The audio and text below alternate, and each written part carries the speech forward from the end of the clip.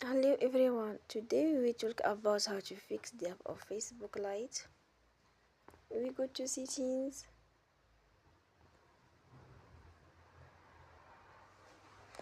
then we click on apps. After that you will search the app Facebook Lite.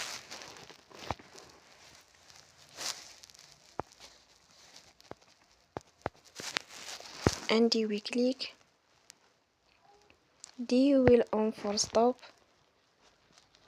After that you will go to storage. Then we click on clear cache.